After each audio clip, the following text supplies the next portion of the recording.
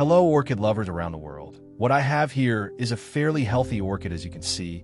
The leaves are a healthy, deep green, indicating successful photosynthesis, although one of the lower leaves on the left is noticeably drooping or limp, which can be an early sign of dehydration or root issues within the pot. The most striking characteristic is the profusion of thick, gray-green aerial roots climbing out of the potting mix and over the pot's edge. While the presence of aerial roots is natural for this type of orchid, the sheer mass of them suggests the plant has significantly outgrown its container and is likely seeking more space, air, or moisture than the current bark medium can provide, indicating a likely need for repotting. To fix this, we're going to start by gently removing the orchid from its old pot.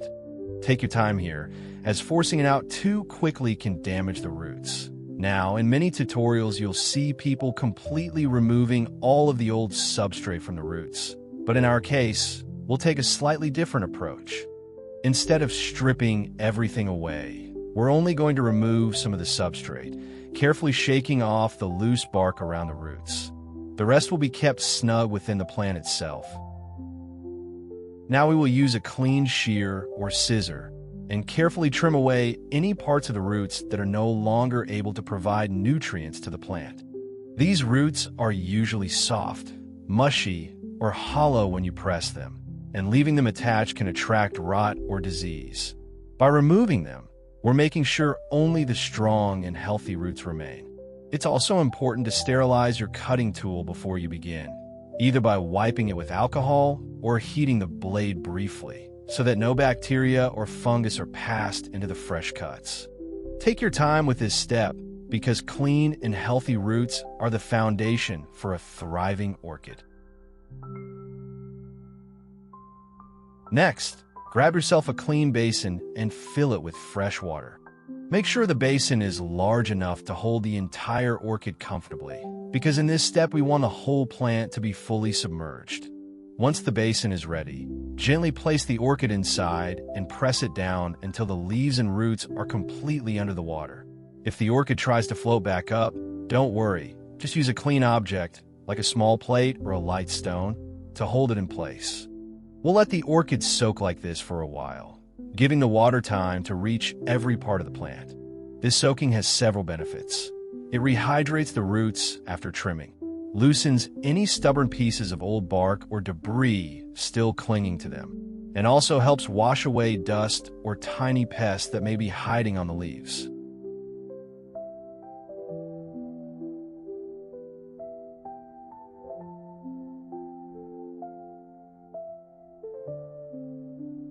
Now, let's move on to making the fertilizer. We'll start by preparing a clean container and filling it with fresh water. Once the container is ready, add in 1 teaspoon of sugar and gently whisk it until the sugar is fully dissolved.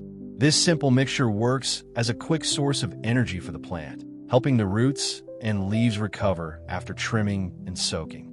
Make sure you stir it well so there are no sugar grains left at the bottom, and once it's evenly mixed, set the container aside for a moment. Now we will use a special ingredient, Malabar spinach. For this recipe, we only need the leaves, so go ahead and gather all of them from the bunch. Make sure to rinse the leaves thoroughly under clean water first, as this will remove any dirt, dust, or tiny insects that may be clinging to the surface. Once they're clean, pat them dry gently with a cloth or tissue, because we want the leaves fresh and ready for blending.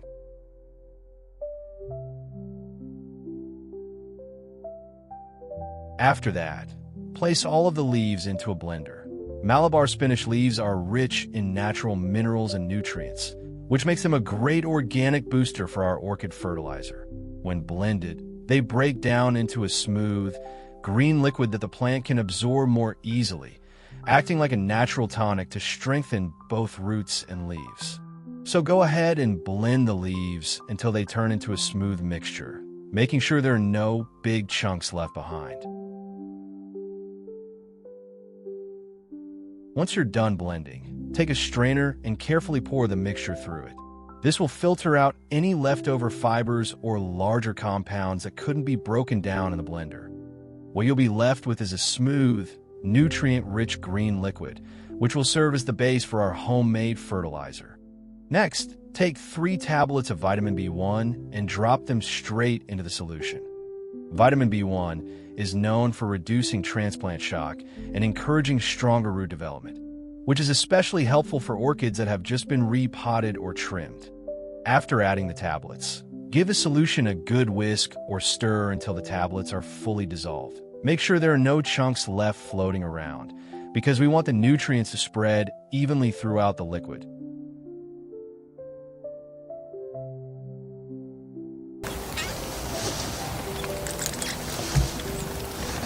After about 20 minutes, our orchid should be done with its bath.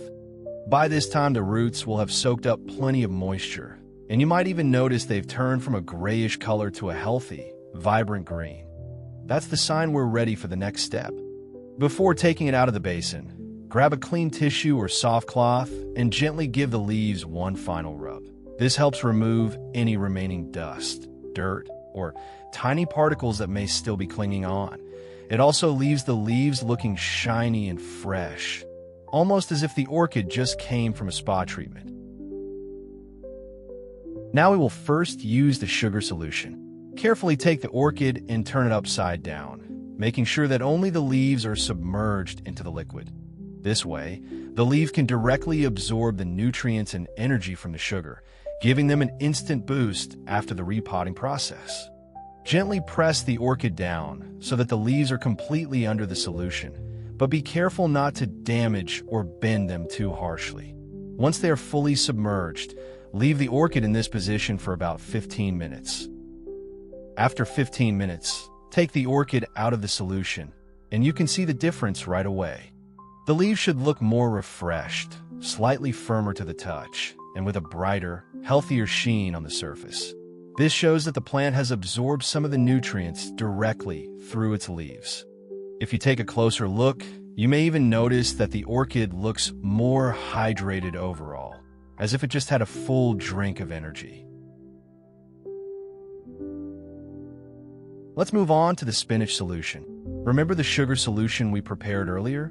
I hope you haven't thrown it away, because now we're going to combine it with the spinach blend. Go ahead and pour the sugar solution directly into the spinach liquid and give it a good mix so that everything is evenly combined and fully coated. Once the mixture is smooth, transfer it into a large container that's big enough to hold our orchid comfortably. Now, instead of submerging the leaves like before, we're going to focus on the roots this time. Gently place the orchid into the container, making sure only the roots are submerged under the solution. This allows the plant to drink in the nutrients directly where it needs them most, strengthening the root system and encouraging new growth.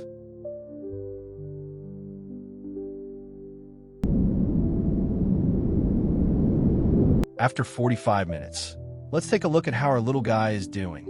It seems that the solution is kicking in very well. The roots should look plumper, more vibrant in color, and you might even notice tiny new tips starting to show at the ends.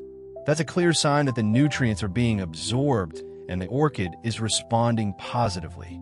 The leaves may also appear a bit firmer, as the hydration from the roots is slowly moving upward through the plant. This is exactly what we want to see after a restorative soak.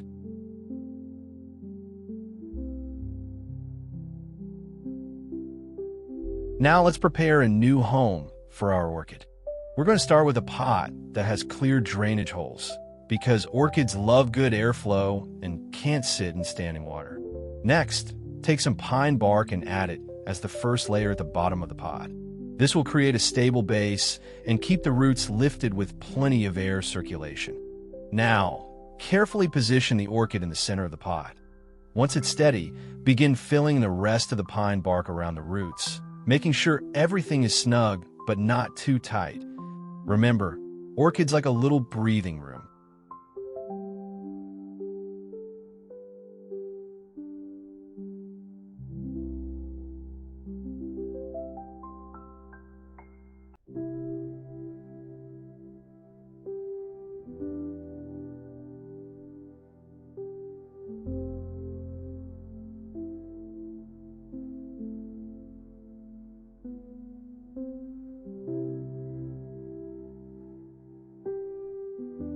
Finally, cover the top layer with moss. This will help keep the surface moist for longer periods and protect the tender roots underneath. While we're doing this, did you know that moth orchids, also known by their scientific name Phalaenopsis, are among the most popular and widely grown orchids in the entire world? They earned the nickname moth orchid because their blooms resemble delicate moths fluttering in midair, and once you notice it, you can't unsee it. In their natural habitat, moth orchids are epiphytes, which means they don't grow in soil at all. Instead, they cling to tree trunks and branches in warm, humid forests across Southeast Asia and parts of Australia. From there, they gather moisture and nutrients from rainfall, morning dew, and decaying organic matter that washes down the trees. To finish, give it a gentle spray of clean water, just enough to settle the moss and fresh bark into place.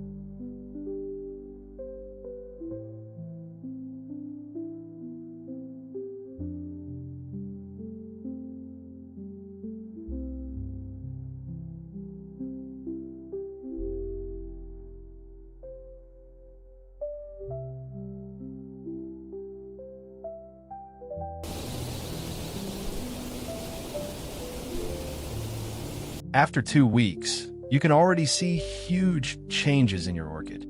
The leaves look firmer, the color is deeper and brighter, and the roots are starting to show signs of new growth with fresh green tips appearing.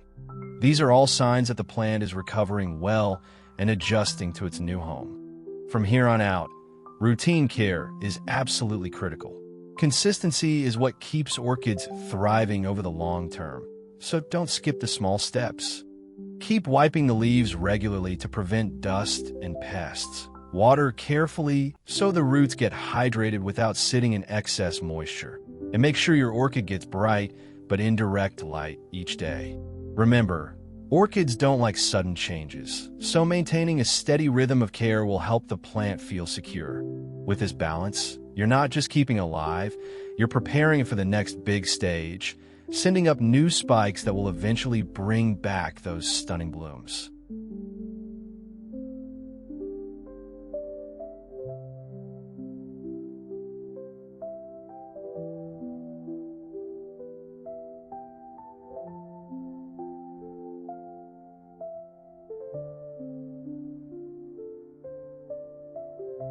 Finally, 28 days have passed, and would you look at that? Our orchid has not only recovered its strength, but has also rewarded us with something truly magical, a beautiful flower in bloom. Think back to where we started. Just 4 weeks ago, the leaves were soft and dull, the roots looked tired, and the plant seemed to be holding on with what little energy it had left. We trimmed away the unhealthy roots, gave it a careful soak, nourished it with a natural homemade solution, and repotted it into fresh bark and moss to create a safe and airy environment. Step by step, the orchid responded. The roots turned plump and green. The leaves grew firmer and brighter, and slowly, new energy began to flow through the entire plant. Now, all of that gentle routine care has come together in this moment. The orchid has built up its reserves, regained its rhythm, and finally decided to give us the best reward it can offer, a flower spike that has opened into a perfect, radiant bloom. This bloom is more than just pretty petals, it's proof of resilience. Orchids are often misunderstood as fragile, but when cared for with patience and consistency, they reveal just how strong and enduring they really are. The flower before us is the result of balanced watering, steady light, regular leaf cleaning, and the natural nutrients we provided along the way. And here's the best part. This is only the beginning. A healthy Phalaenopsis bloom can last for weeks, even months, if you continue the same routine care. With each day, the flower will open wider, showing off its delicate patterns and colors. And if conditions stay right, more buds along the spike may continue to unfold one after another. So take a moment to really appreciate this transformation. In just 28 days, We've gone from struggling orchid to one that proudly shows off a flower, a living symbol of patience, care, and reward. And there you have it. In just 28 days, with patience, consistency, and a little bit of care, we've guided this orchid from tired and struggling state, all the way to producing a healthy flower that brightens up our space. This journey shows that orchids aren't complicated or fragile. They simply ask for the right balance of water, light, and attention. If you give them that, they will reward you with beauty unlike any other plant. So whether you're a beginner just starting out or a long-time orchid lover, remember, every bit of care you give adds up, and every bloom is a reminder of the patience you've invested. Thank you so much for joining me in this orchid journey. Don't forget to like the video, subscribe for more orchid care tips, and share this with fellow plant lovers who might need some inspiration. Until next time, keep growing, keep learning, and let your orchids shine.